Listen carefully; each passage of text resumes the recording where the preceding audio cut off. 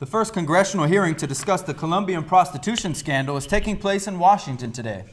12 Secret Service members and 12 U.S. military members are accused of soliciting prostitutes before President Obama's arrival in the South American country earlier this month. 9 Secret Service members have lost their jobs, and some are calling for the resignation of the Secret Service head. Drew Griffin went to Cartagena, where investigators say it all took place.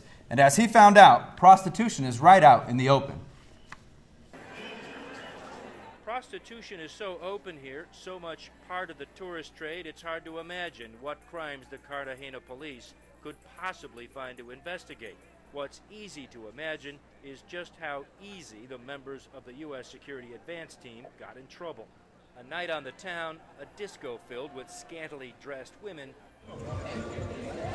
and hustlers seemingly at every corner, willing to connect single American men with available Colombian women.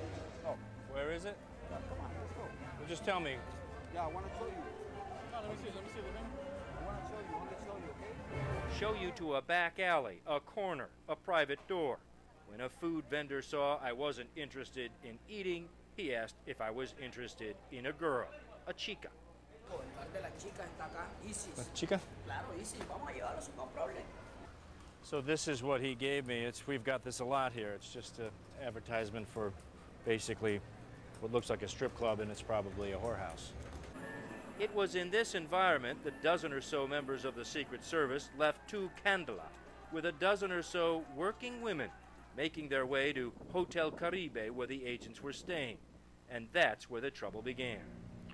The agent either didn't understand the price or was trying to rip off his female escort, leading to that now infamous scene in this hotel hallway, where the woman was trying to get her money, Colombian police were trying to negotiate a settlement, and the agent refused to open his door.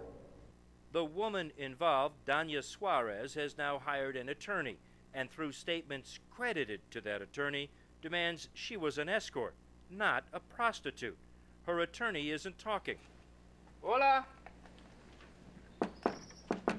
Neighbors confirm Danya Suarez lives here, down this dirt alleyway in a middle-class section of Cartagena. Buenas. Through the wall, they say they were stunned to see this picture in the paper was the single mother now credited with discrediting the U.S. Secret Service.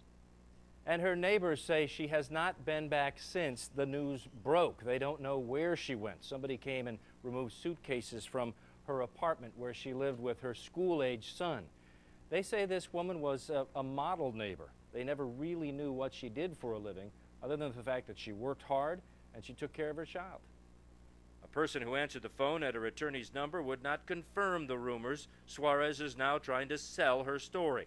Though Colombian police are not actually sure about actual crimes, they too have been investigating. Police here in Colombia have spent the last several days trying to track down every single woman that came out of that bar with a U.S. soldier or a Secret Service member, trying to find out how old they are, what their story was. But the other half of this story is gone. All the Americans involved pulled out before police had a chance to talk to them. Colombian police admit their investigation is pretty much over because no one can seem to find any crime, with one glaring exception. Colombians, like Americans, are struggling to understand why the Secret Service, sent here to protect the president, acted so irresponsibly. Drew Griffin, CNN, Cartagena, Colombia.